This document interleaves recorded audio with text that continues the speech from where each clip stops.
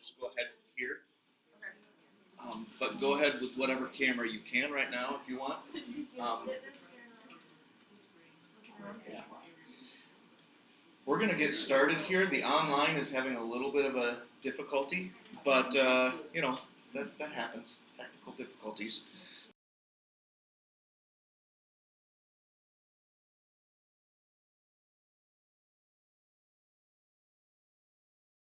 But good morning and welcome to Coffee with the Birds. My name is Curtis Dykstra, Park Naturalist with Ottawa County Parks, but I'm also going to start to have to get used to saying a new title. As of Tuesday, the board voted to expand our staffing here at the Nature Center. So now I'm going to be officially labeled. I'll always be a naturalist, okay?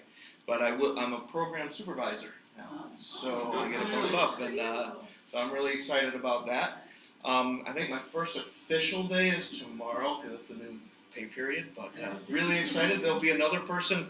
We're going to be hiring equal to my position, and so we're also going to get a full-time communications person. So we're really excited about the changes that are happening there. But this isn't about that. This is about Coffee with the Birds. Good morning and welcome. And you guys braved the weather to come out here, and congratulations to you, because you're going to see a show. This kind of weather brings in the birds. So as you're seeing already, lots of birds. Bad weather, lots of birds. So there's going to be a lot of people, a lot more people, probably online than in person. But we're going to enjoy them in person. And already we've got a white-throated sparrow now underneath the feeder, number 8, the one with a stripy head. Right there. So fox sparrow, white-throated sparrow, junco. We've had American tree sparrow in here too. Song sparrow has been here. We've got a lot of sparrow species, so be watching the ground for sure for all the different sparrow species. I'll interrupt myself for the birds here, but I also am going to introduce you to Coffee with the Birds. But who all has been in person to Coffee with the Birds before? Okay, most everybody. Actually, maybe I should ask it the other way around. Who is this their first time to Coffee with the Birds in person? Josh. Yes. All right. Everybody give Josh a round of applause. He's a hardworking employee. What is your official title, Josh? I'm assistant supervisor for the South Parks. Yep, assistant supervisor. He does a ton at Pigeon Creek. He's the Pigeon Creek guy. Yeah. Like somewhat, yeah. winter to somewhat. I mean, you share the responsibility. But if you enjoy Pigeon Creek in the wintertime, he's largely responsible for what you can experience out there. So, thanks for joining us, Josh. Yeah. Who of you have been online before and enjoyed the program online? Look at that, good number of you. Excellent. Well, Coffee with the Birds is a combination of things. It is. Let's see if I can switch my, there we go. It's an informal time to enjoy coffee, pastries, birds, and community. That's what we gather around. We were going to do feeder identification of the birds at the feeders. Whatever questions, curiosities, stories, bird identifications, bird sightings that you've had, all those kinds of things is fair game today. This is an informal time for us to enjoy birds, drink some coffee, have some donuts, and just celebrate the birding community. Then in about an hour, we'll do a birding tidbit presentation, where I'll go to the other room over here and give a presentation. Today it is on the Cedar Waxwing. Hairy woodpecker right behind me, downy woodpecker on 9. You can see, oh, there's the American tree sparrow now underneath number 10 with a little red cap. There, he just flew in. The white-breasted nuthatch on the branch. White-breasted nuthatch? Your branch that goes. Oh, he was right behind the suet for me. He's tucked in. There's another hairy woodpecker up on the tree there too. And a third hairy woodpecker over here. Look at that, 3, maybe even 4. There's another one on the back side of that tree. There's the white-breasted nuthatch coming in. Red-bellied I saw on the ground a little bit earlier. There's the song sparrow now. The only sparrow out by the biggest tree there is the song sparrow. You can see it looks like the fox sparrow, but it's smaller. So we've got all of our sparrow species. My goodness. what is that, 6 sparrow species right off the bat, I think. So, tough to titmouse on 1. If you watch number 1, the titmice, on the branch over by 4 as well, they're actually sitting still for long enough that you can get a view. They often come in, grab, and go. Chickadees. So chickadees will come into number 1 here. Another white-breasted. And on number 6 is the chickadee. It is busy. It is busy. At least 2 white-breasted nuthatches. That's the male there. The female was earlier. So, wow, it's gonna be work. It's gonna be work. We might have more birds than people this time. But after the presentation, I come back in here for another feeder watching session. And we're gonna just have a good time today. You guys made the effort to come out here. I'm gonna try to make that worth your while.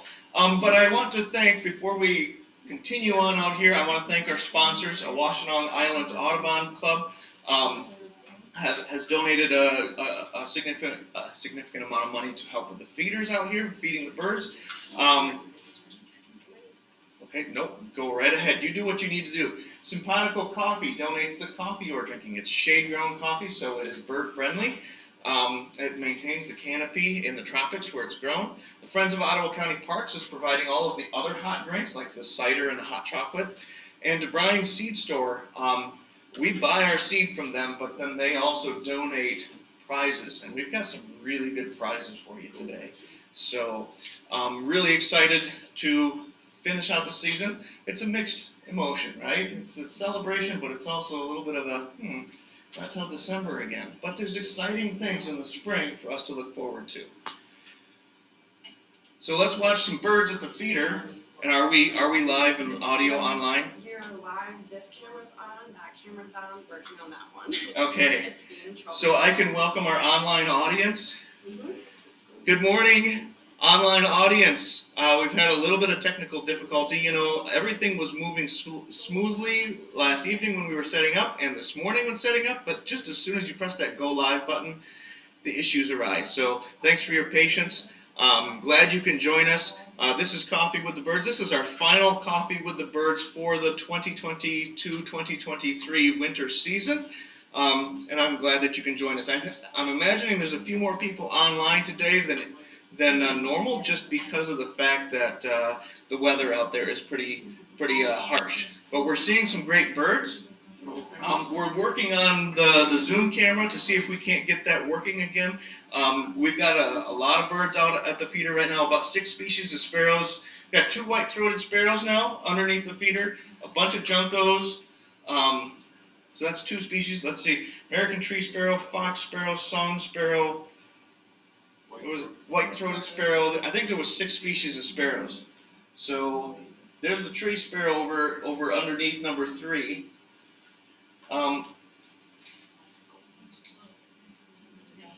So we've got some fixed cameras going on. Apparently you guys are seeing me in this camera right here. Hello.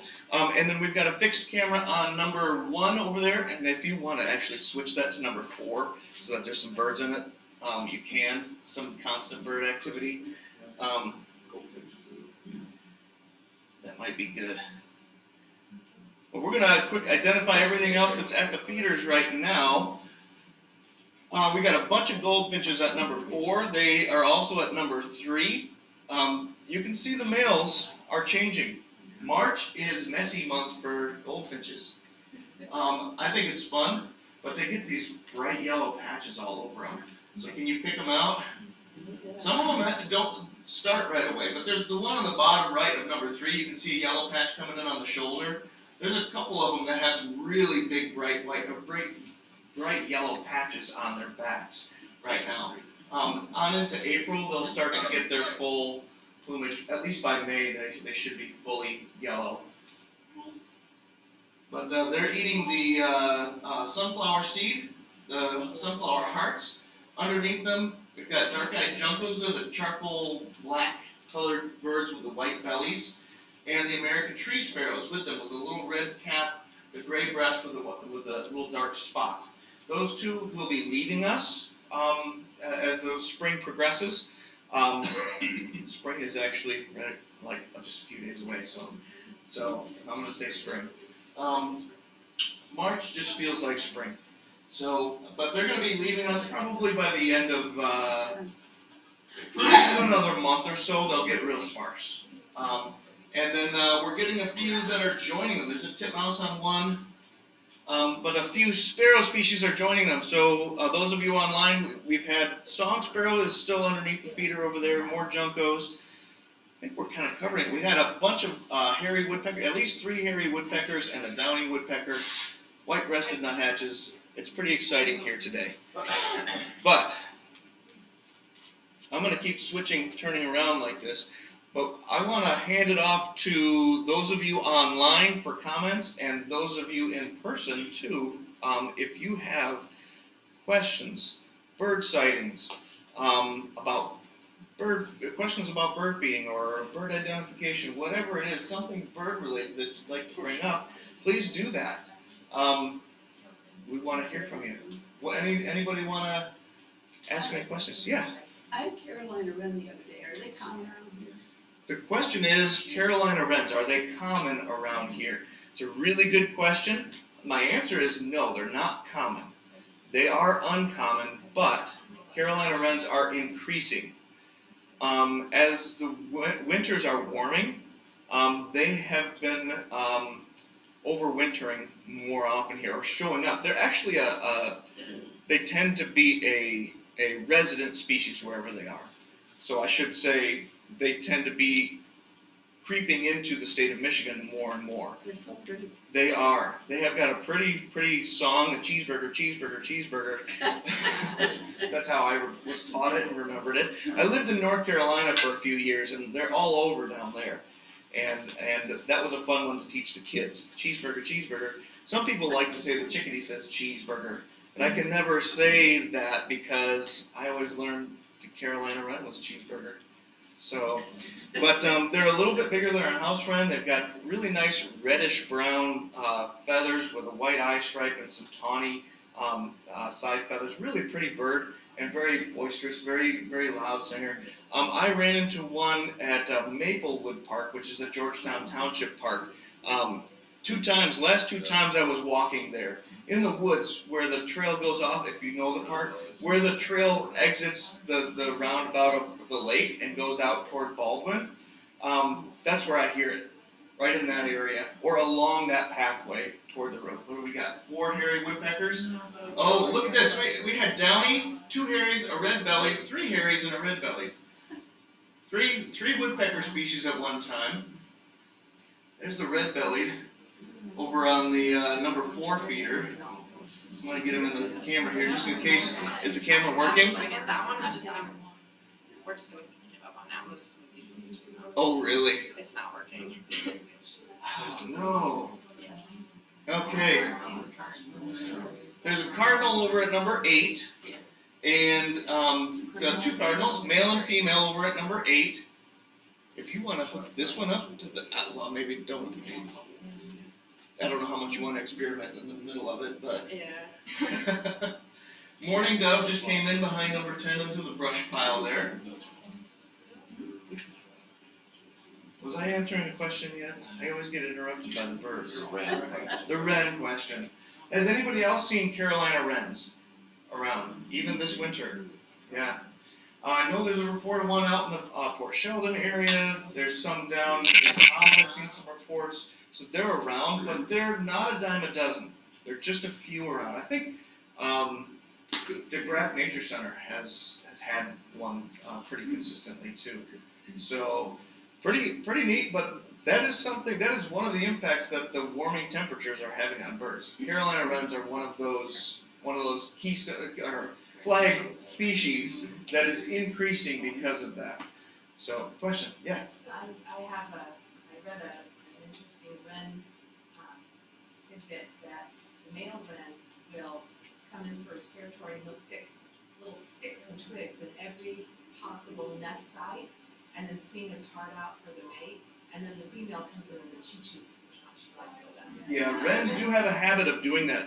The comment was that the males will stick sticks into any crevice in their territory that might make a nest, and then the female comes in and chooses the site. So then he just sings his heart out and attracts. And they will make false nests too sometimes. Especially marsh wren is really famous for that. They're not a common backyard bird. They're out in the cattail marshes. But yeah, wrens have a habit of making multiple nests, or at least starting nests in different places. So really neat. Thanks for the comment. Yeah. Back in 2020, when we were all home and had more time to watch birds from our porch, we watched a Carolina wren come into a nest box on our porch, put the sticks in, and then a house finch came and took all the sticks out. And then the wren would come back and put the sticks in, and the house finch, and this went on for days, back and forth. Oh my goodness. So we were rooting for the wren, but the house finch moved on to a different nest. But it was hilarious to watch them. You know, they would come in and kind of look around, almost like, is he watching?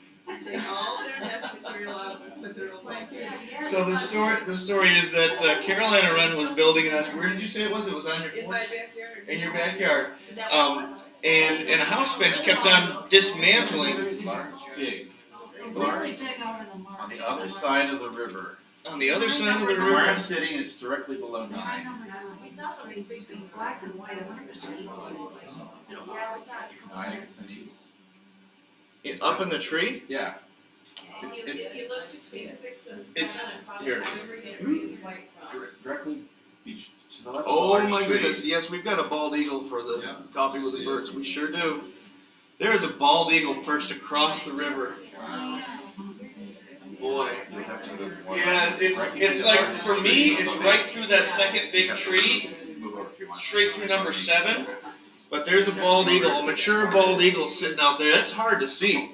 But I see him just to the left of 9 where I am right here. Just to the left of 9, to the left of that really big, I think it's an oak out there, across the river. Good eyes, wow. Well, he flew in, which. That helps, yes. That's how we saw him. Yeah, Now there, it's snowing. and now it's snowing, that makes him a little harder to see. But bald eagle, thank you for interrupting me there, but I was gonna say. The bird activity is just How many crazy. bald eagles have you had coffee with the birds? How many bald eagles have I ever? I'm gonna, yeah, I think is this a first, or maybe if once before, maybe? I can't As see a it. flyover? Yeah, It might still be there, it's just the snow ban came in. that'll be an interesting one to put on the checklist, you know. The bald eagle came into the feeders? No. And he doesn't get a place on the board up here. They have to come to the feeders. Sometimes I'll see a sandhill crane fly over, or mallards or something like that out on the river, and I don't put them on the board here. I just put the birds that come to the feeder. Otherwise, my goodness, it would be a longer list. So, we were talking wrens, and then there was another. Oh, the story of the Carolina wren making a nest, and then the nest being dismantled by a house finch, and the wren making the nest again and going back and forth like that. Did either one of them eventually nest successfully?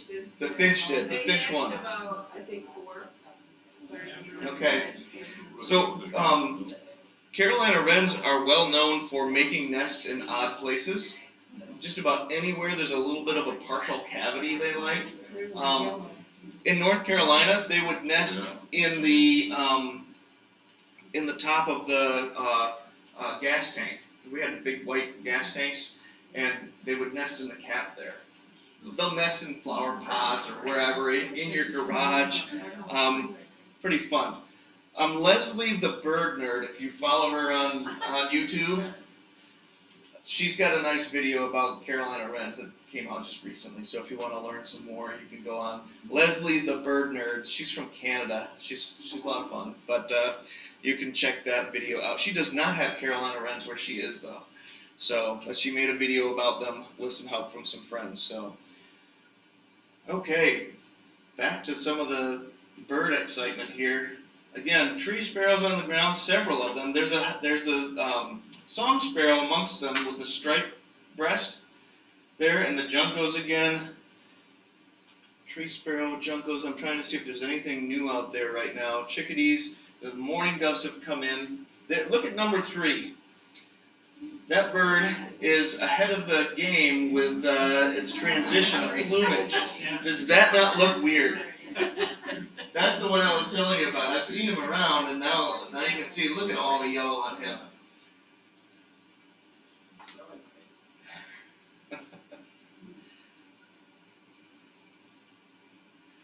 Any other questions, sightings, anything? Yeah. Curious about the wood box to the, on the left side of the tent. Is that for butterflies or? Oh, the 4x4 that you see there, that is actually suet feeder. What is? So we have a suet cake that is just 100% suet, and we take a knife and we smush it into those holes around the feeder. And then those little horizontal lines actually are grip for the woodpeckers to come in and get the suet out. So that is a suet feeder. Good question though. It is an unusual looking feeder. So, but number 10 is a suet feeder. Yep. I thought it was snowing there. Chris, can you go over the Yeah. different sparrows that are down on the ground? Sure. again? Sorry. Okay, from left to right, by the tree is the fox sparrow. Look at how big and chunky he is. He's fluffing up his feathers too, which makes him look even bigger. So that's a fox sparrow. Nice big spot in the middle of the breast, gray and red on the face, very large in size. And that was it. For those of you online, I'm really sorry, but we were looking at a whole bunch of sparrows underneath the feeder, and I was going to go one by one describing each of them, and I got through the first one, and they all flew. So that's it. They're gone. They're going to come back out. They come back and forth. The ones that you see out there now are juncos. They are a sparrow species. They've got the black or dark gray on the top, and the head and the back, and the breast. But then the belly is white. And that is one of our wintertime species that will be heading out in the next month or so. Question on the juncos. Yes? Do they have like different phases where, because I saw one that was like super dark, almost black and white, so almost looked like a different bird. So the question is about juncos. Do they have different phases or color phases? So the darkest ones are the males. Then they have the stark white to black kind of contrast. The ones that are brownish or lighter colored are either the females or the youngsters. I don't know a definitive way to tell them apart, female and youngsters, but they're the ones that are more brown in color. Yeah. And there are other, so we're going to come back to the sparrows there. The eagle's still there? Yeah. Back to the sparrows. We've got juncos, but then the one right in the middle of the juncos over here, See his wife. got a little red cap on him, a gray breast with a spot. Is the tree sparrow? Do you see him? Is he still sitting in the same spot? Yeah. Yeah. It's in Okay. the same place. You can see his white head now. Call it. Oh yeah, I do see. When it stops snowing, then you can see it a little better. Yep. Oh, man, it's really very Hairy woodpeckers, downy woodpecker. Like right here, you'll see underneath where the suet is. So we did junco, Tree that's going like this. we did Between those straight- fox sparrow, we did American tree sparrow. I think I just really. The song sparrow looks like there's white-throated sparrow over here underneath number 3. Is the tree sparrow, or excuse me, the white-throated sparrow. He's the one furthest back to the branch there, digging, kicking. He's got his back to us right now. But there's juncos and then there's one sparrow. He's got black and white stripes on the head, a bright white throat, and then he flew. There's the fox sparrow again coming out underneath number 8. He's underneath the hemlock tree there. Cardinal on number 8 as well. Yeah. Are there any questions coming in online? Oh, not yet. Not yet. Are you still running just the 2 cameras? Have you seen the white crown sparrow? No white crown sparrows yet. They don't come until a little later. Well, so here's the thing. So you've had them by you all winter? No. No. Well, what you probably got is an individual that has overwintered and now is moving around and found your feeder. White-crowned sparrows do sometimes overwinter in our area, but the migrant population has not arrived yet. That won't be till April that we will get them. Yes, yep, the white-crowned sparrows are unusual, hard to find. I haven't seen my first one yet this year, so they're not everywhere. But at some feeder stations, we've had one overwinter here before, but it's unusual. So neat, good sighting. White-crowned sparrows. World. What's the one on the stump, which sparrow? Oh, American tree sparrow is here, right on the stump. Oh. Yep, that's the American tree sparrow with a little red cap, gray breast, and the one spot. And they've also got a bicolored bill. If you get a close look, you see a darker top mandible and a yellowish lower mandible. They're really the only sparrow that I know of around here that has that. So nice look at mourning dove. You know when the mourning doves come in that things are pretty comfy at the feeders because they're really wary, and they head out pretty quick when there's any sign of people or hawks or anything like that. So. Make a big deal of claws. Yeah, that's why they get targeted. Those and cardinals tend to get targeted because there's a little more to them. Is it going okay over there, Riley? Yep, we have a question. Okay, question online. Can you talk about the red dot on the back of some bird's head? I think it usually indicates male, but do females ever have that red dot? Okay, the red dot, and I presume you're talking about woodpeckers. The red patch on the back of the head of a woodpecker would indicate it being a male, yes. So the downy woodpecker and the hairy woodpecker both are plumaged that way.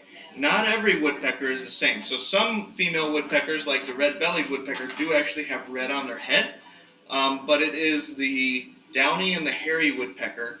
The females do not have red on the back of the head, and the males do. So, There's a male at 4. a male at 4, you are correct. I still keep using this camera as if it's going to pop back on, but. Oh, yeah. There, so that is a male hairy woodpecker, and the female, when they come in, you can tell that there's been more than one if you see the female come in later without the red on the head. Good question. Song sparrow, that's the one that we needed yet.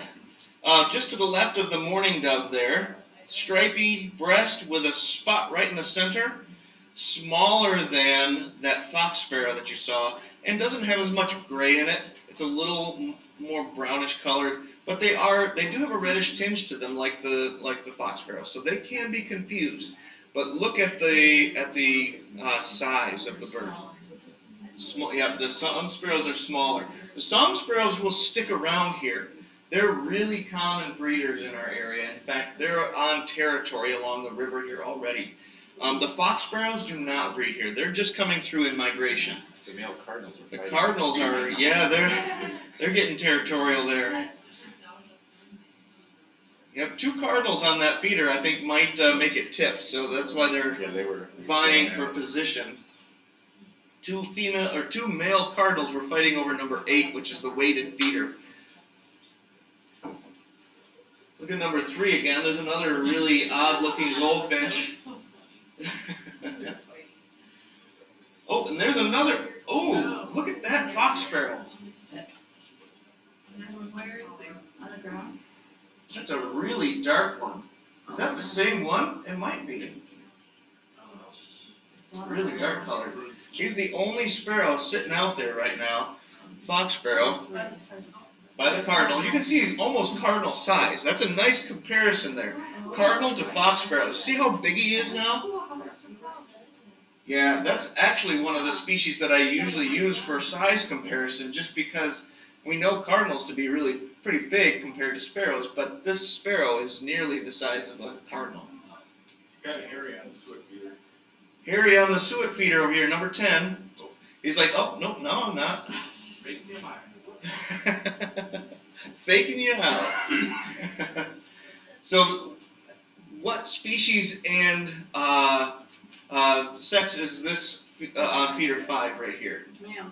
Male Downy. Downy. All right, you guys are gonna be experts in the Downy hairy woodpecker thing by the end of this season. In number 5, is that sued or rendered bad or? Yep, it is suet. So the question is, what is in number 5? That is not rendered. It is just raw suet. So I get that from the butcher.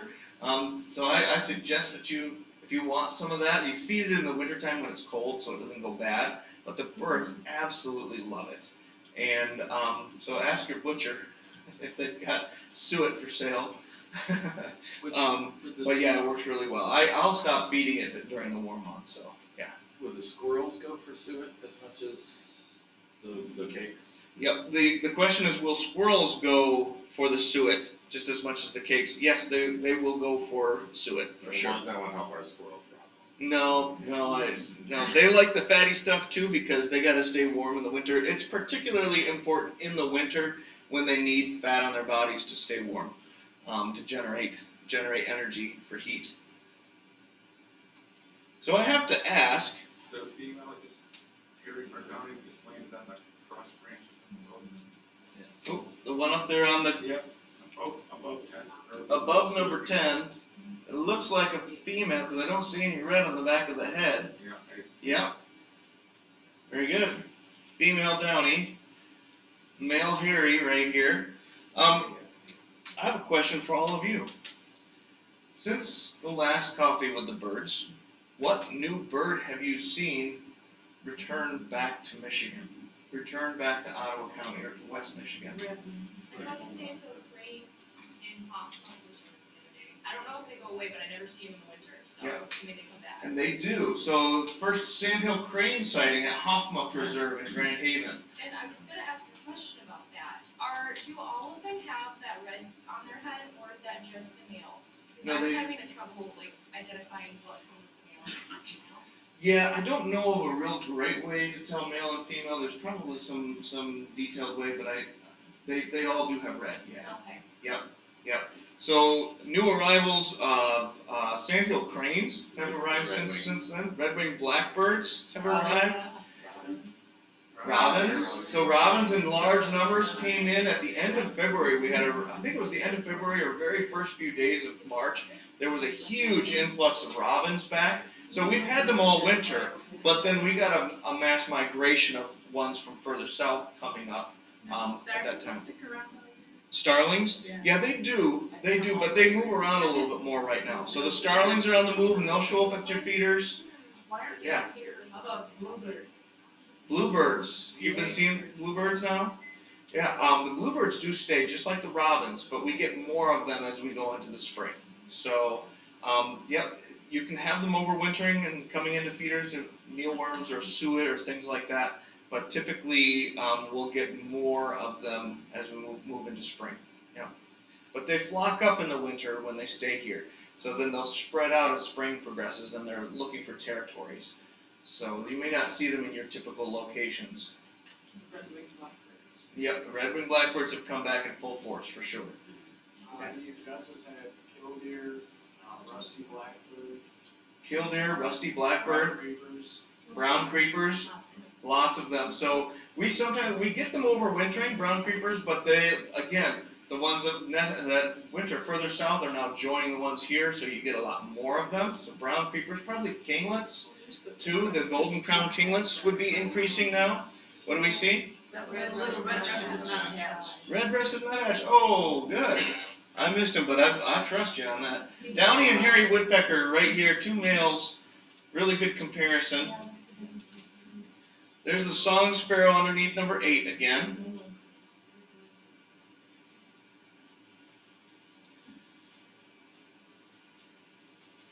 So yesterday I had my first woodcocks of the season.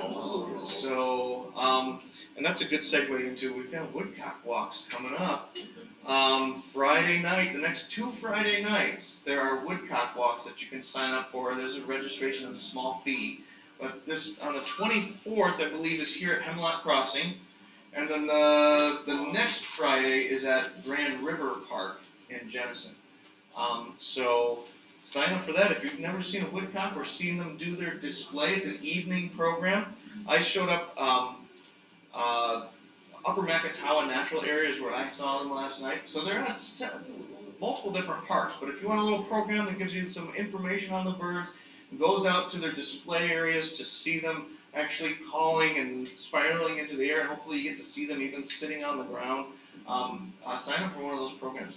Anybody in here been on a woodcock walk? Just a few of you? I know you guys have. Funny walk. They do. It's kind of- Do you want to demonstrate? So the woodcocks do a funny walk. They do kind of like a moving their head back and forth like this as they walk, and they kind of shake their feet like this, and they shake their body with their feet. They're actually sending vibrations into the ground that help them to find worms. So it's pretty interesting how they do that. They're a strange bird. They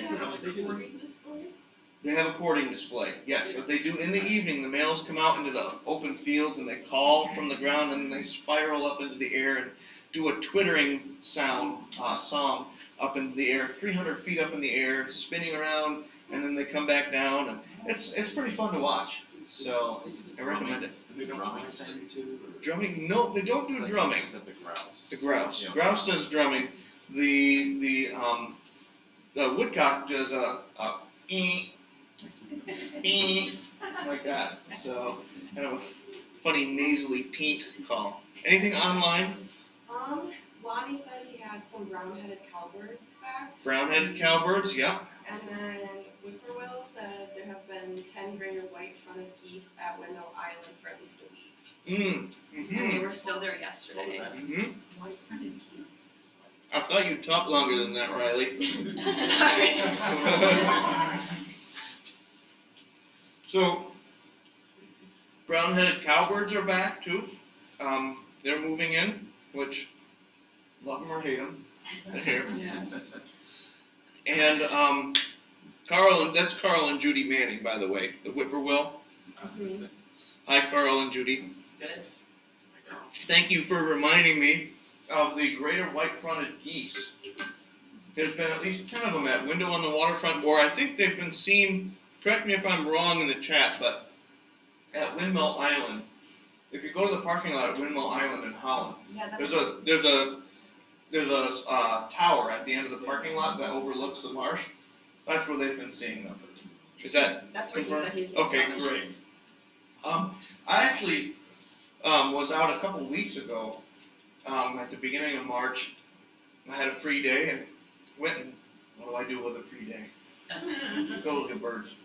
I went up to the Coopersville wastewater facility. You can only view from outside the fence, but there were 3 snow geese there with all of the Canada geese, and I think I counted 24 greater white-fronted geese. They were at multiple locations around that date. It was 2 weeks ago today. And there must have been something with migration and the weather patterns that pushed a bunch of them into Ottawa County at once. 'Cause usually it's just a couple of them here or there, but that time I had 24 of them at once there, and then there's been 10 at Window on the Waterfront. They've been a couple different other places too, I believe. So greater white-fronted geese, if you've never seen them, go to Window on the Waterfront and check it out. We were doing the loop around the Ottawa, or the Georgetown Township Park, 8th Avenue Park. And there were some geese flying over the pond, and her Merlin app identified them as cackling geese. Is that a thing? So cackling geese is a thing. It's a small version of Canada goose. I wouldn't nail the identification due with just the Merlin Bird ID app. They might have a little bit of a different sound, but sometimes Canada geese can vary their calls enough to confuse the Merlin Bird ID app. So use it as a tool, but I wouldn't go, especially with the rarity of that one, I wouldn't go to identify it. But it is a different species. It is a different species. So the sighting was by Merlin Bird ID app of a calling cackling goose at 8th Avenue Park in Georgetown Township.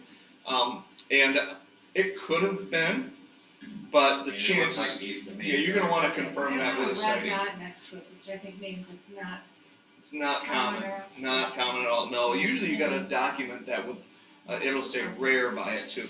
So, but they do occur, but they're more mallard size, they're just a tiny bit bigger than mallard, and they look just like a Canada goose. So when you see a tiny Canada goose, the other thing about it is that they've got not an evenly sloped forehead. Their forehead comes down and then their beak comes out and it's short and stubby. So that's another thing to look for. If you see a kind of an even slope, there are different sizes of Canada geese out there. I see some giant ones. There are lesser Canada geese and greater Canada geese. They're all one species, so you can see size variation. But when you see that little cackler, it stands out. Yeah, they do occur, and they are a different species. They used to be considered one and the same as Canada geese, but they did split that quite a number of years ago. Now, I think we looked it up, and we did find one site that was still saying that it was just a variety of, but that's out of date. Yep. Any books or resources that say that they're the same as Canada goose is out of date. Yeah, I don't know what year they made that switch, but they are a different species. So, yeah.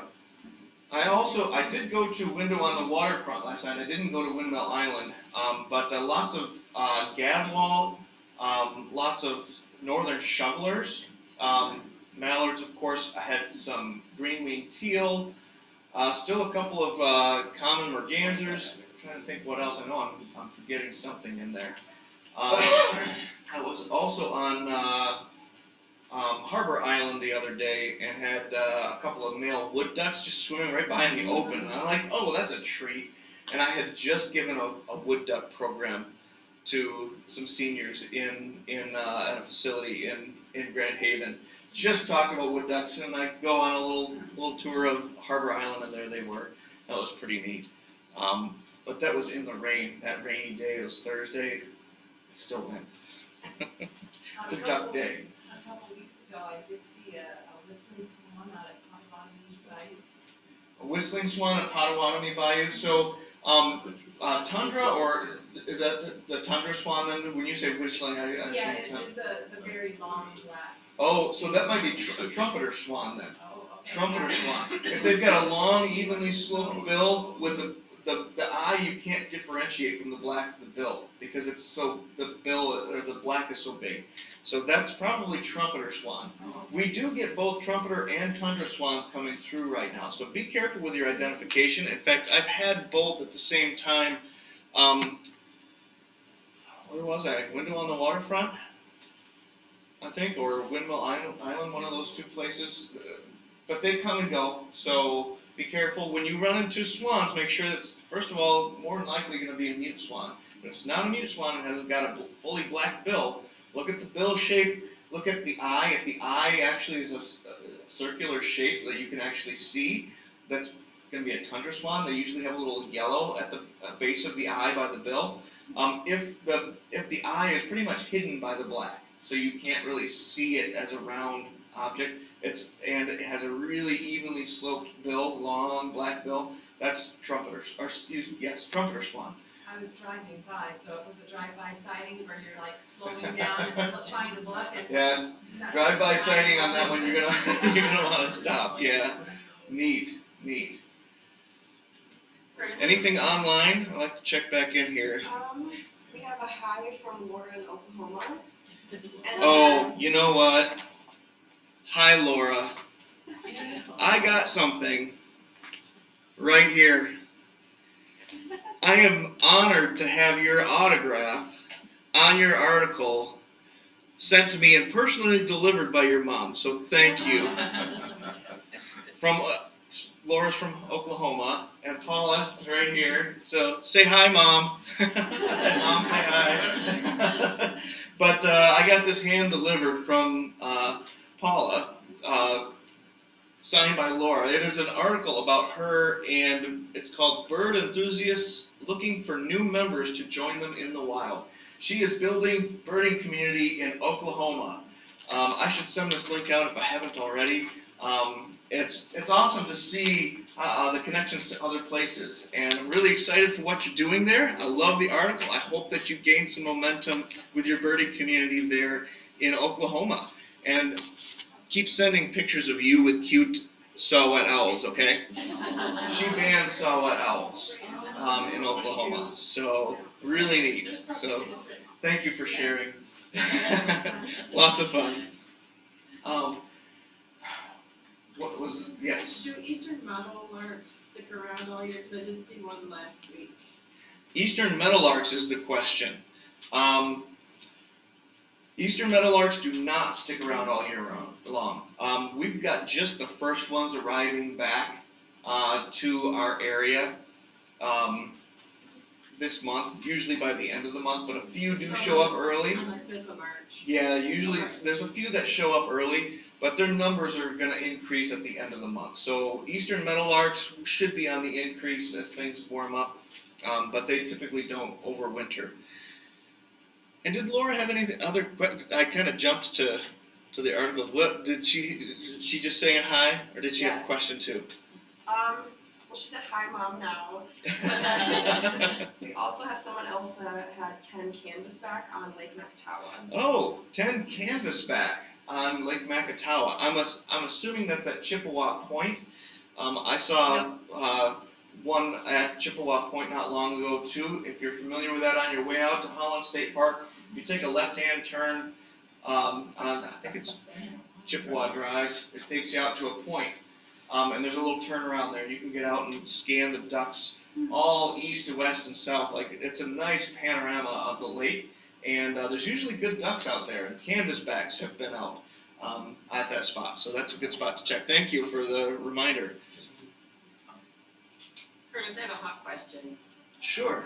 I think a sharp-shinned hawk, Okay. about 8 feet from my feeders for an hour. He sat there for an hour, but the other birds didn't leave. They were right above him there was probably 12 to 15 birds right above him. Chattering, Tree. Yeah. diving, They yeah. weren't leaving, and then the titmice finally just gave up and went back to the feeders while he sat there. Interesting. So some interesting behavior of a sharp-shinned hawk at a feeder, perched about, you said, 8 feet from the feeder. Yeah. And a bunch of birds chattering at it right above him, and then eventually going back to the feeders while he still sat there. Yeah. That's interesting. Sometimes I have seen it where the birds will go back to the feeder because the hawk has sat still for so long that they don't notice he's there anymore. But they obviously knew he was They there. were feet from him. Yeah, they obviously They knew. were all above him. Interesting. I think it's safer for them to be above that. Yeah, it's going to be safer to be above because he's always going to be diving down. There was nothing So on the ground. So nothing on the ground, everything above him. So they're taking a position of strategy above him. But also, Cooper's hawks really do depend on two ways of hunting, and one is surprise. So ambush. They'll ambush the feeders and grab something. So if the element of surprise is gone, then the birds have a little bit more confidence that they're going to be okay. But the other way that they do it is by flushing. So hawks will sometimes go into the brush piles and try to flush the other birds out, and then chase them. So that's interesting. I don't know that I've ever seen that happen, but I know that birds, small birds, little perching birds, will mob predators sometimes. Typically it's owls during the daytime, because owls do depend on stealth at night to catch their prey. So It was the biggest birds that were the first to leave, the cardinals and the blue jays. Not the birds. Cardinals and blue jays were the first to leave. Yeah. So it was the chickadees and titmice and They things you stayed said? the whole time. Stayed the whole Went time. back and forth Interesting. through the year, And maybe if it was a small sharp-shinned hawk, they yeah. felt Really, less yeah, what I saw. less threatened, like blue jay size-ish. It was a sharpshin. Yeah, real, because they're quite a bit smaller. We got a red-bellied woodpecker on the ground down here. There's a song sparrow in the back and a cardinal. Traffic at the feeders has really surprisingly dropped off.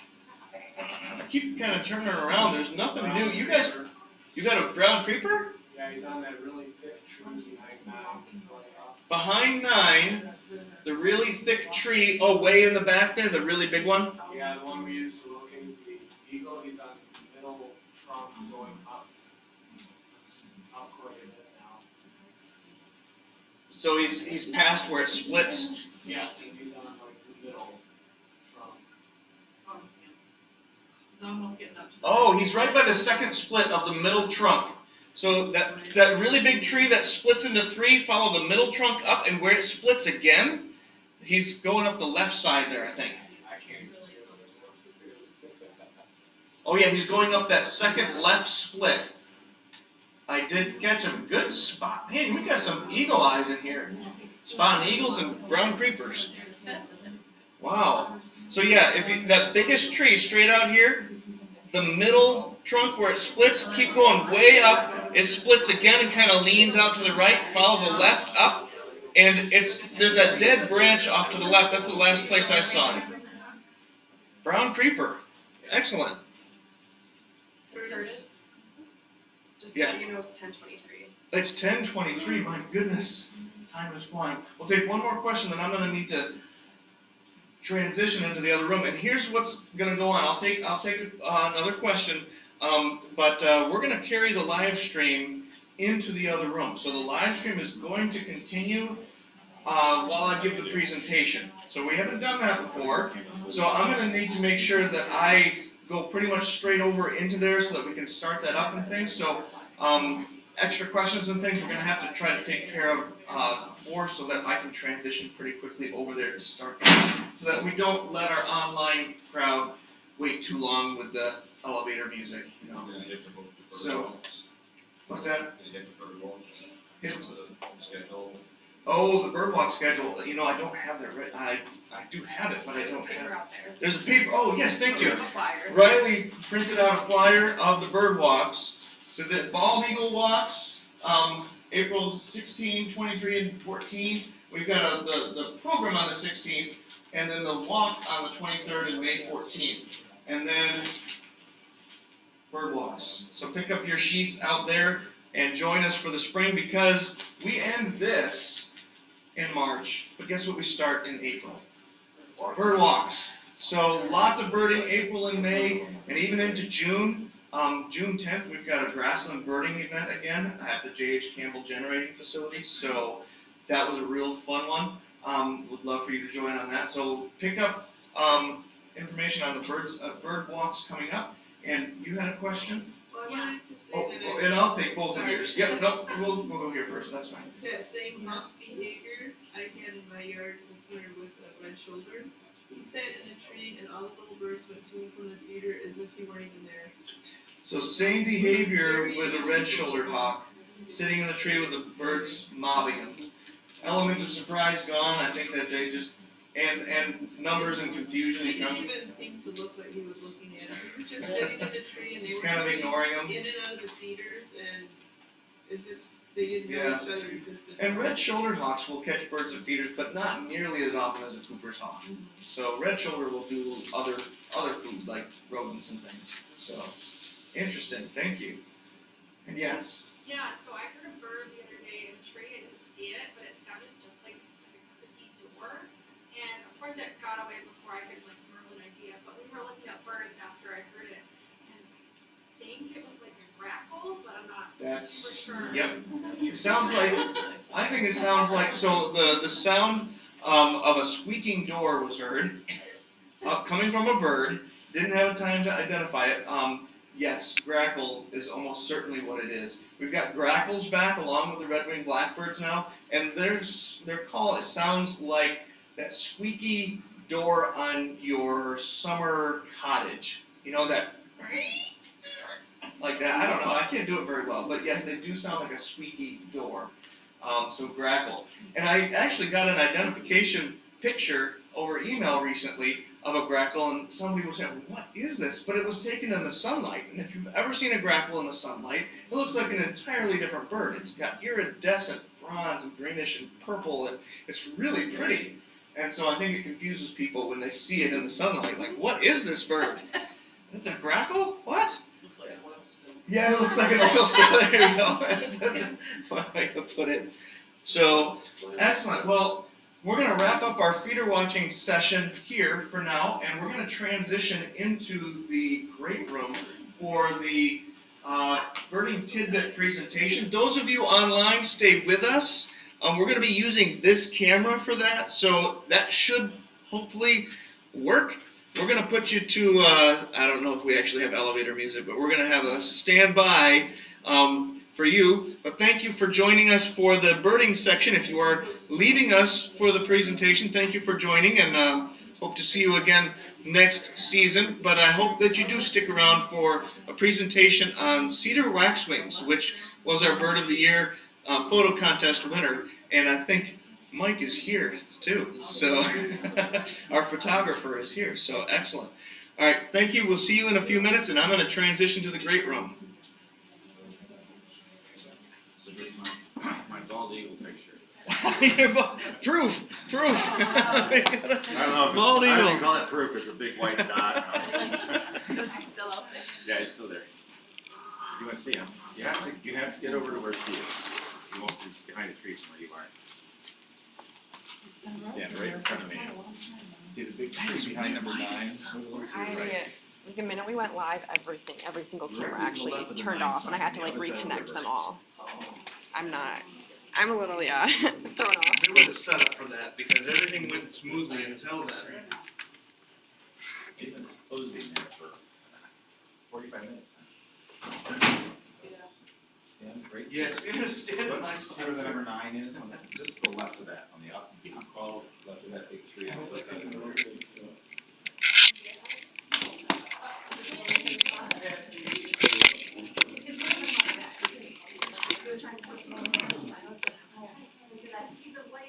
I've already picked the wrong top.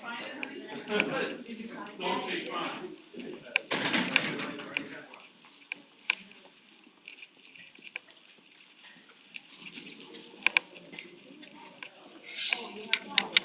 Who's been in here? You got the audio on. Off. I hear it.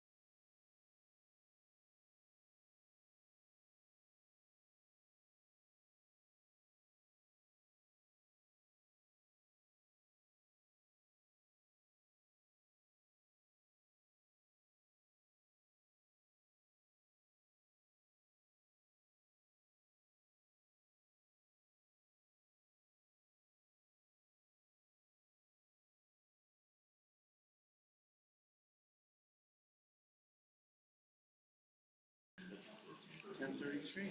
Ah. All right, good morning. Welcome. There's a bigger crowd in here. I see some new faces. So welcome to Coffee with the Birds. My name is Curtis Dykstra, Park Naturalist with Ottawa County Parks. And I want to welcome you to Coffee with the Birds. Those of you who were here for the feeder watching session, we got a pretty good show out there, lots of sparrows in particular. And thank you for joining us. Those of you who have just arrived, thank you for coming for the Birding Tidbits presentation. I hope that you're sticking around for the second feeder watching session, which will be immediately following this. Just to let everybody know, this is the first time we're doing this, but we are live and online right now. We're live streaming this presentation with this little camera here, so just so you know, we've got an online audience. Hello, everybody online. We typically have done a video where we send out the link for somebody to watch it, but today we decided to do something a little new where we're going to live stream the actual presentation in here. So the audio is live, but the video is up here on me, just letting everybody be aware of that.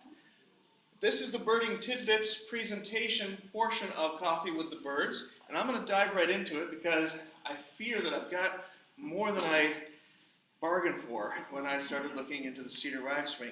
Thanks to Mike Burgeon over here, which, you know what, I'll get to that in a minute. I'm gonna embarrass you in just a moment. But I wanted to say something first about an upcoming program that is not, I don't think, on the list of birding walks. So if you pick up a list of birding walks coming up for the spring, do so, because there's lots of outdoor birding experiences coming up April and May. But I wanted to let you know about an indoor birding experience too. This is really a special event that we've got coming. Tiffany Kirsten, who was the 2021 Lower 48 States Big Year record holder. She got the record for the most bird species seen, I think it was 726 in 1 year in the Lower 48 states. And she's going to come on May 11th, be speaking right here in this room. And at 7 p.m. on May 11th, it's a Thursday evening, and we were able to book her here between Chicago and going on to McGee Marsh afterwards the next day. But she's going to be speaking about her birdie big year, and also tied into that, her being a single woman and helping to elevate and empower single or women birders and what their experience is in the birding world, and tying that in and safety issues and things like that. So really, I got a chance to talk to her myself. I'm really excited about the opportunity for her to be here. It's sponsored by, of course, we're hosting it here at Ottawa County Parks, but Holland Audubon Club, Washtenaw Islands Audubon Society, and the My Birds program of Great Lakes Audubon. So we're really glad that we have sponsors to help get her here, and I hope that you can join us for that. She's going to talk about that emergency device in her hand, isn't she, I believe? Yes, this little device here is called the Birdie device, and that's by coincidence only, she told me. But it's a birdie alarm. It chirps, you know, but really loud. So it is one of those alarms that if you're in remote places, which birders go to remote places, and if you're by yourself, you know, you want to have some sort of protection. That's something that she ties into her talk. So, but it should be a lot of fun. Her telling her story of finding all 700. I think that the program must last for hours because she's going to tell us about every single one of those species. Kidding, I hope not. No, she's going to be speaking for about an hour program here. The whole program will be about an hour and a half. So really excited to have her here. She's from the Rio Grande Valley of Texas, one of those meccas of birding. So we're going to switch. Oops. Oh, there we go. I wanted to reveal it nicely. There we go. So bird profile, the last Coffee with the Birds birding tidbit is always the bird profile of the winning species that was photographed for the previous photo contest. That's this photo here, taken by this guy right here, Mike Burgeon. And Mike is over here. Why don't we give him a round of applause for this photo? So he won the 2022 Mug Club photo contest, and therefore his photo got on the mug, and therefore I'm giving a presentation on cedar waxwings, which I think is a fantastic topic as far as birds, because they are beautiful, they are fascinating, and there's so much interesting about them, and we're going to dive into this. But this picture was taken at Grand Ravines County Park in Georgetown Township, actually in 2021, because we run the contest from November 1st until October 31st. So this picture was actually taken at the end of 2021, but you guys can be taking pictures already. Anybody have pictures that you think are possible that you're going to possibly enter in the contest? No? Not yet? You better, okay, good. We at least got one. I want to see some entries from every one of you out there into our photo contest for next year. More information will be coming on that. So, they're a popular bird. Here's a bunch of other photos that have been, I believe I got all of the Cedar Waxwing photos that have been submitted to the photo contests over the years. So we've got Chris Sprick in 2019. We got Doug Kuiper right here in 2020. He was our last year winner with the red-headed woodpecker. Judy Manning in 2021. Jamie Wysocki in 2018. He was our first entrant. Carl Manning in 2022. This was actually this year's contest. So we had 2 pictures of Cedar Waxwings eating berries. And then Linda Anderson had a nice picture at her backyard, and Martin Blanchard in 2020. So every year I think is represented in here so far. 2018 all the way through 2022. Lots of Cedar Waxwing photos. So we're going to talk Cedar Waxwings, and I always start with what's in a name, right? What in the world? Why do we call them a Cedar Waxwing? That is a strange. Have you ever stopped to think about the names of things? Sometimes we just say them and they become normal, right? But if you stop and think about it, Cedar Waxwing? What in the world? Bombacilla cedrorum is the Latin name, and cedar actually refers to the fact that they eat cedar berries. Now we commonly refer to it as a cedar, but it's actually what plant? Anybody know? It starts with a J. Juniper. So the red cedar is not actually a cedar, it's actually a juniper species. Cedars don't actually have little cones on them, but the junipers have these little berries. And so we get, they eat cedar berries, but it's actually the juniper, or red cedar, that commonly referred to as. And so this picture is showing, I like to use the photo contest photos when I can. So this is a John James Audubon illustration, and of course the picture shows them in a cedar tree. Well, here's proof. Cedar tree by Linda Anderson, and that photo by Carl Manning this year is definitely, it's a youngster. So you can see it doesn't have quite the crest or all the colors on it yet, but it's eating cedar berries or juniper berries. So that takes care of the cedar part. They like to feed on cedar berries. Maybe juniper waxwing would be a better name, right? Well, what about waxwing? What in the world? They actually do have waxy tips on their wings. This is actually a photo of a Bohemian waxwing, which is another species, but it was a nice photo showing the little waxy tips. They're little waxy secretions that come out of the feathers there. And so waxwing is actually very accurate. And there's been some debate as to what the purpose of the wax is. And you can see the little red wax tips here as well. They don't know 100% other than the fact that there's a correlation between the number of waxy tips and the breeding success of the males.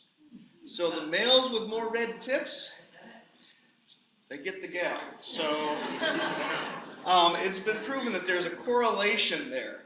And they also increase the number of waxy tips as the bird gets older. So it's proof that its survivability is not a joke, right?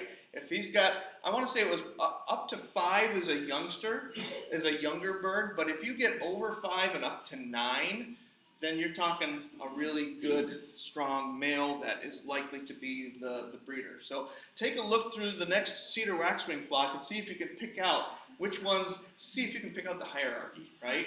And see if it correlates to the red tips on their wings. Bombacilla. That is a funny name, isn't it? Well, when you look into the Latin and the Greek, the roots of these names, it actually starts to make a lot of sense. Bombacilla actually comes from the Greek bombax, which actually means silk.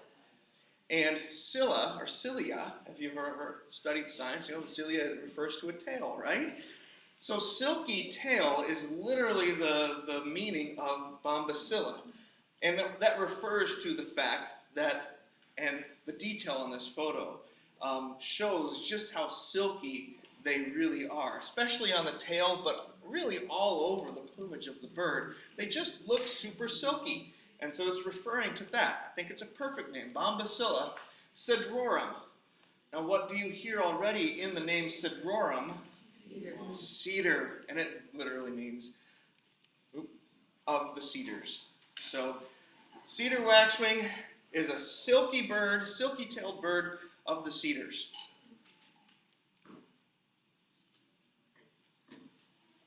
Description. You can't describe this bird without saying what we just established with the name. They are smooth, sleek, silky, and soft-looking birds, right? I think that they are elegantly dressed. There might be other words that you could put to it, but there's something about them that just makes them look, what's the word, right? Like they're just so beautiful in their plumage. So silky, soft really does describe this bird. They are about 6 inches in length, and so a little smaller than a cardinal, but more in comparison to a size of like a starling. They've got a 9 to a 12-inch wingspan, and their shape is actually close to a starling too. So that is one of the ID issues with them. If you see them in flight and they're backlit, they look like a flock of starlings sometimes. They're not usually in those big flocks of starlings that you can see of hundreds and hundreds of birds, but sometimes they are.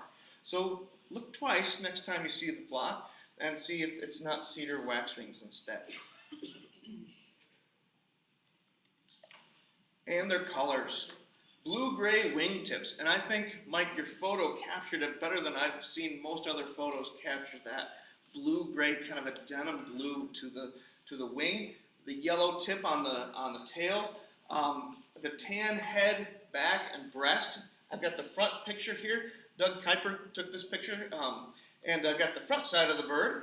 So you can see the yellow on the belly and the tail tip.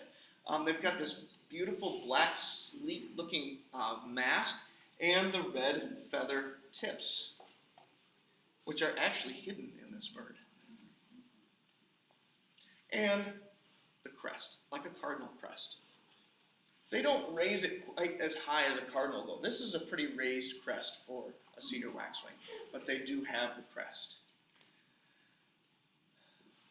And they often are found in flocks, so identifying them at a distance, if you see one, look for more. That's the key to it.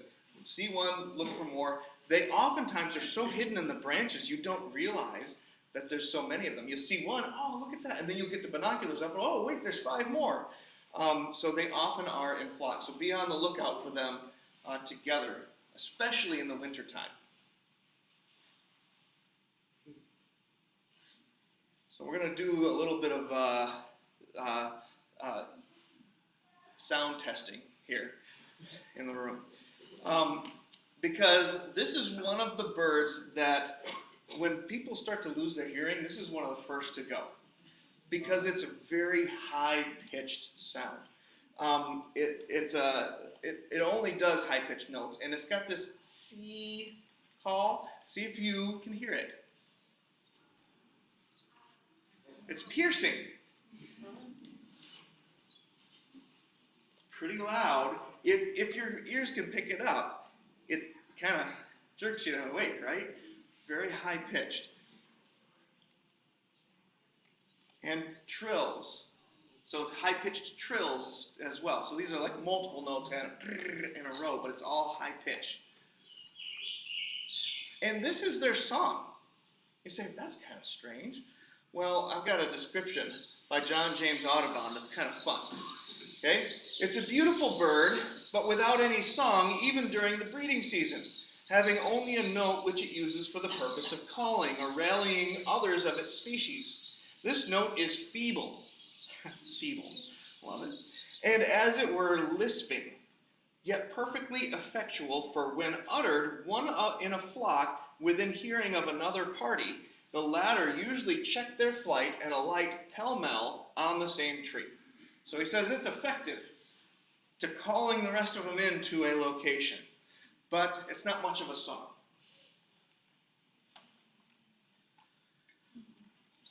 Well, how about their range? And I said nomadic migration. Because if you look at this map, you can see that the wintering happens all the way down as far south as Nicaragua here. So very far south, but you cut the United States in about half. And below that is winter only, and above that is year-round. We're in the year-round area. But that doesn't mean that we see them as readily year-round here. Up into Canada, they're only in the summertime. So they are semi-migratory, and so the southern wintering birds will come and join and head north in the spring. But they are nomadic in their migration, in particular in the winter when they're looking for berries, their favorite food. And they'll move around in large flocks, and so when you run into them, guess what? You run into them. You see them on a berry tree, and maybe for a day or two, or if you're lucky, more than that, and then they're gone. And they'll move on to the next feeding spot, okay? So you can go long stretches in the winter when you don't see any, unless you kind of know where those patches of berries are, and in particular, crab apples are really good to look for.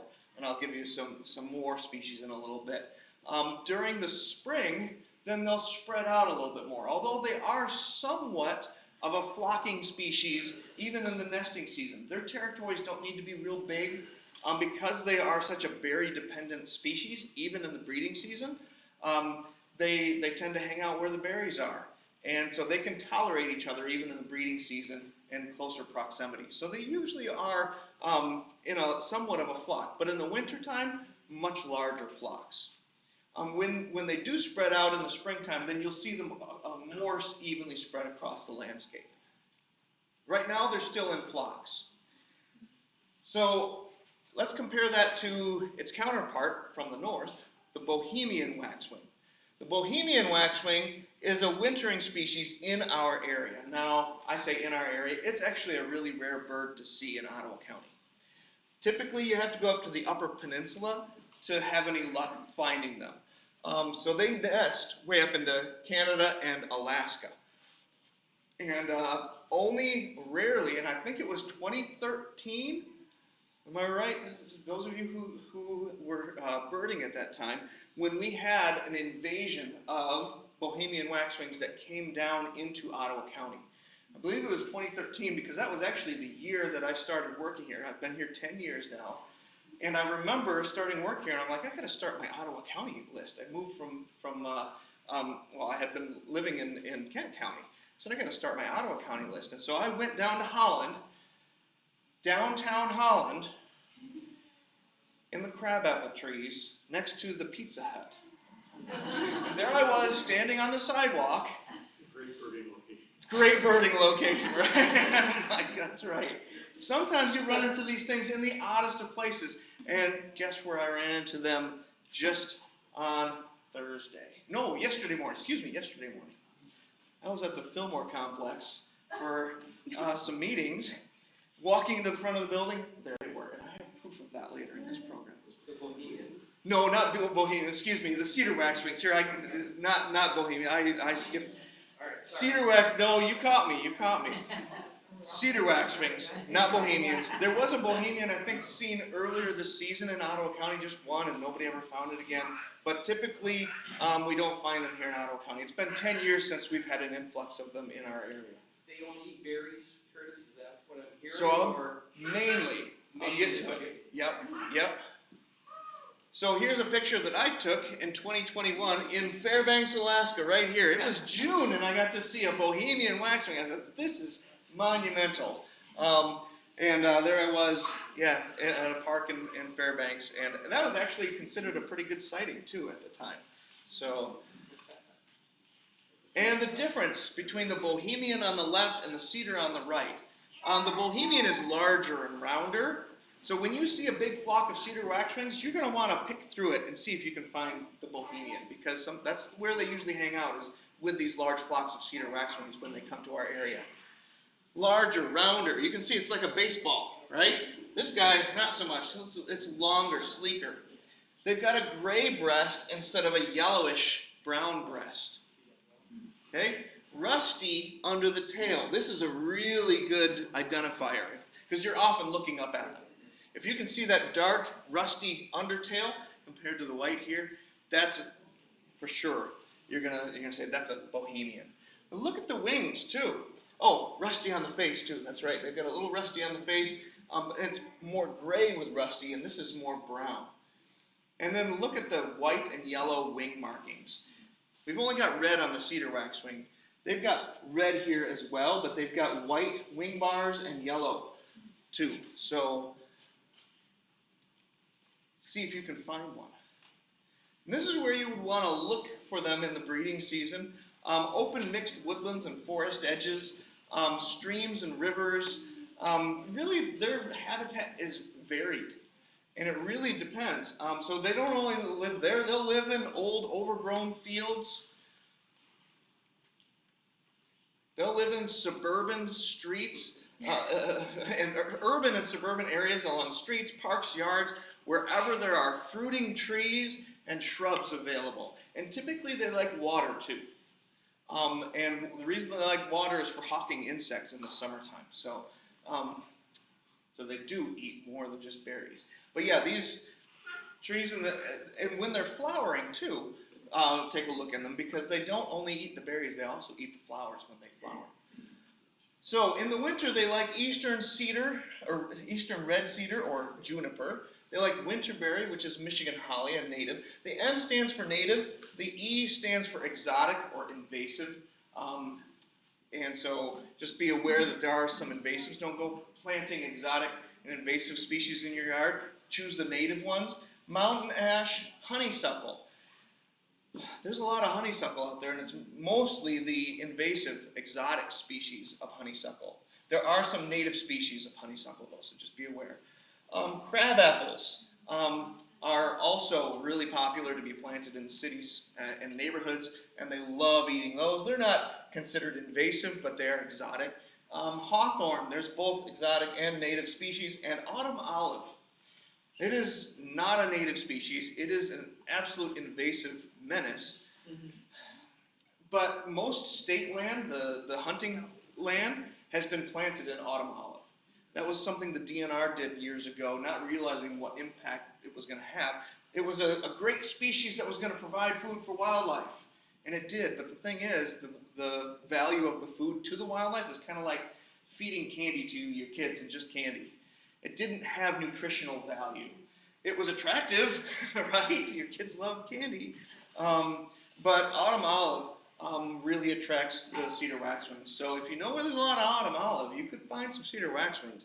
There's a state game area by Porculo, just to the north and west of Porculo. That is one of my favorite spots to go find them. But it's almost all autumn olive in there. Zealand Wetlands has quite a few of the autumn olives around too. Zealand Wetland, yep. Go down to Bass River. Bass River would be another spot. Yes, absolutely. The state land, drive that road back in there. I'm sure that there's cedar waxwings in there. This is actually honeysuckle, so it's a nice picture, but they're eating honeysuckle. That's the berry. And the native berries are going to be the more nutritious berries for them. In the summer, we've got strawberries, raspberries, service berries, dogwoods, mulberry, which can be invasive and exotic and native. Here's that picture, or that video, actually, of the county offices yesterday in the crabapple right at the front entrance. Can you hear it? Yeah. You can see they're trying to pull the crab apples off, and they don't succeed every time. I kind of missed it on my video. I saw them do it whenever I wasn't videoing. But you'll see them grab it and shake it and try to pull it off. This one over here was doing it. See, it's pulling, but not succeeding. And they'll eat those berries whole. They'll eat them whole. So like in that picture he got, they throw it up, eat Yep. it, or is that kind of? Yep. That's it. So, if you gotta go pay a traffic ticket or something, and you gotta go down to the county offices, stop and look at the crabapple trees. Or maybe just go there anyways. If you wanna see Cedar Waxwings, go on up, the parking lot's gonna be empty today over there. So, right at the front entrance, it's only 10 minutes from here. Might be one of your better places to look for them. But what's funny is that it's well put by John James Audubon.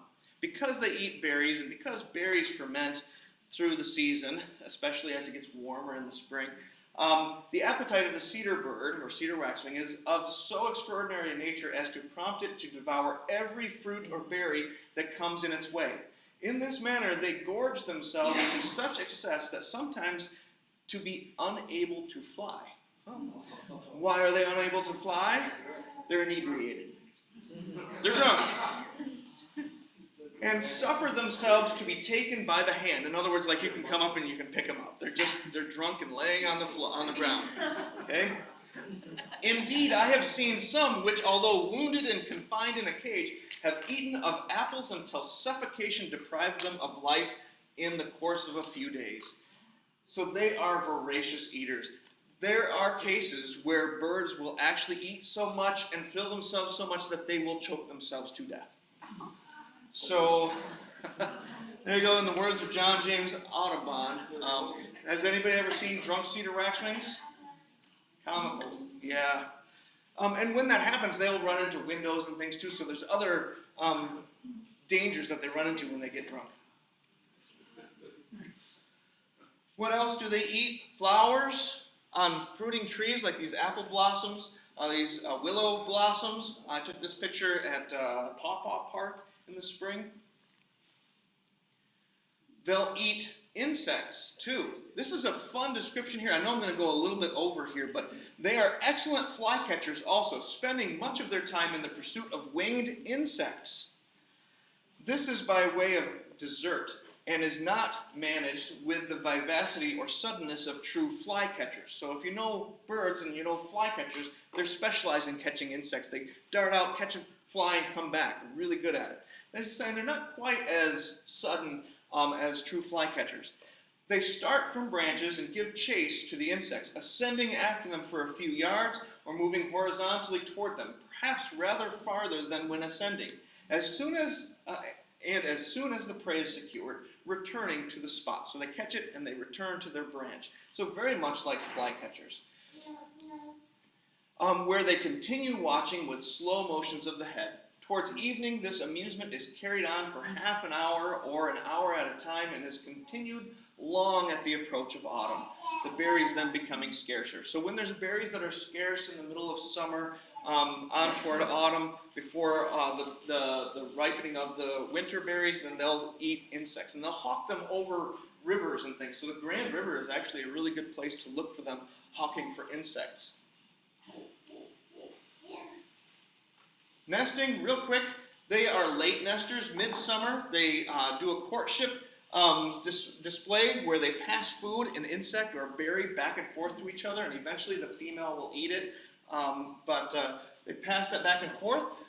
They choose a nest site together. The female does most of the nest building and care, and they lay 2 to 6 eggs in kind of a cup-shaped nest with all kinds of things in it. It had a very long list of items, but it's typically a grass-based nest. You can see even little fluffies of like coat down or something.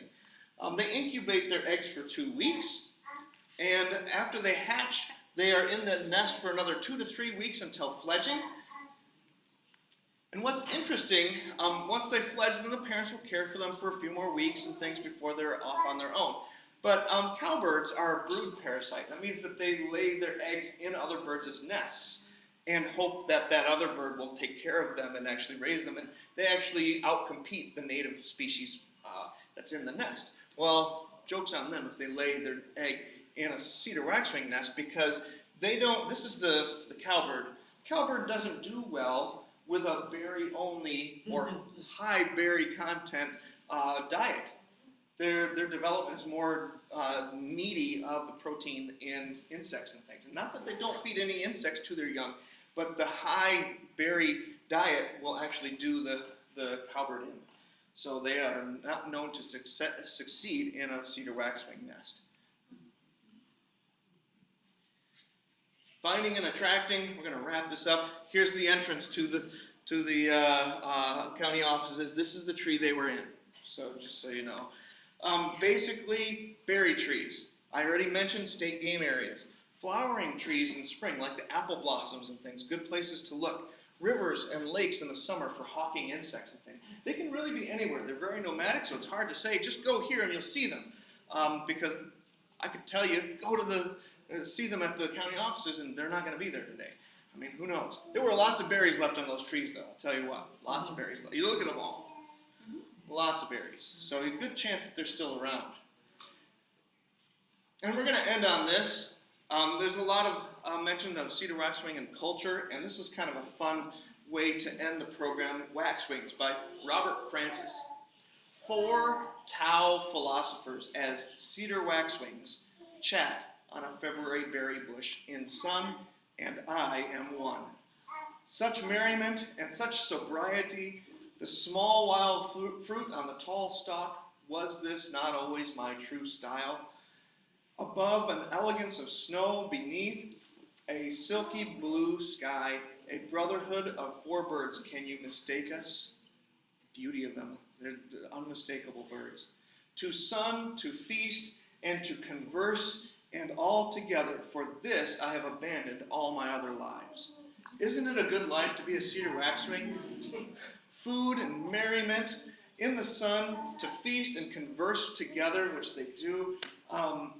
Isn't that what we like? Isn't that what we're doing today? We've got food, we've got drink, we are conversing together. It's not sunny, but at least we've got birds, right? And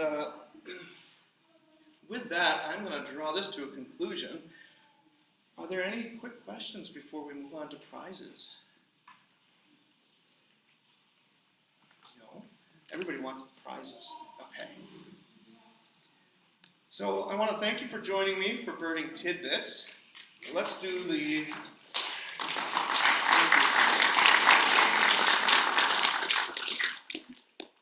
We're going to do some door prizes here. We've got this set of prizes here, and Karen is going to help me because, you know, it's an odd thing. This is Karen over here, working at the desk. It's an odd thing. I've had this bird feeder with all the names in it, you know, that I pull the names out of. It disappeared. I don't know how something that big just disappears. I was looking for it this morning. It's gone. So I need you to trust us on this. And Karen has a random number generator because each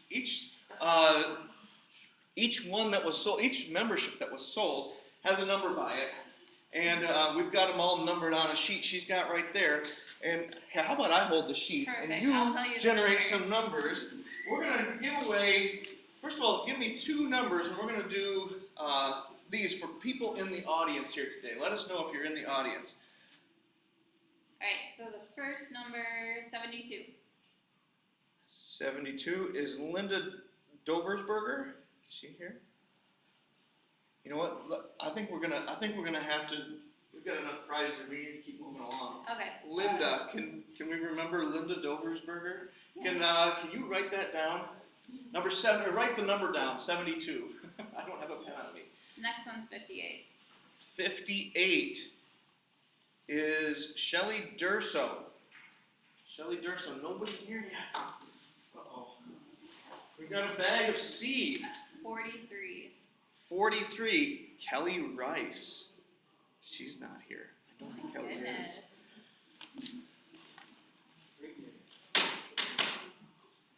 The next prize is our grand prize, and this does need to be open to everybody that's been a Mug Club member, because I make that promise. But we've got a cedar feeder from the Bryan Seed. This is the Bryan Seed as well. And a nice big bag of seed to help fill it, because it's such a big feeder. So drum roll please for the big feeder prize. Number 14. Nathan Hoffman. Nathan Hoffman, are you watching? I've got a Nathan Hoffman as a grand prize winner, and look at that. No, we got a blank here. But prizes for all of our Mug Club, for our Mug Club members. Thank you for your support. That's one thing I actually forgot to mention in there. I didn't have everybody raise their mugs. I got distracted by the birds. Thank you, Mug Club members, for your support. Raise your mugs if you are a Mug Club member. Even if you forgot your mug, you can raise a different mug. Thank you for your support for Coffee with the Birds and helping this program be possible, to help feed the birds and help provide this program for you. We will be back in December, tentatively December 9th, and doing the same thing we did in December last year, is the photo contest winners' photo stories. So get out there, get some photos. There'll be more information on how to submit your photos in the future, and we hope to see you again December 9th, but I don't want it to be until then that I see you. I want you to join some spring birding programs. Get out there, enjoy the parks. I hope I run into you on the birding trail this spring. Thank you so much for your support, and for those of you sticking around for this feeder watching session, we'll be moving into the wildlife den. Thank you everybody online for joining. I hope that it worked out for you. Sorry for some of the technical difficulties, but we will also be back, and hopefully even stronger with the tech stuff next year. So thank you so much, and take care. We'll see you next time. Did you already?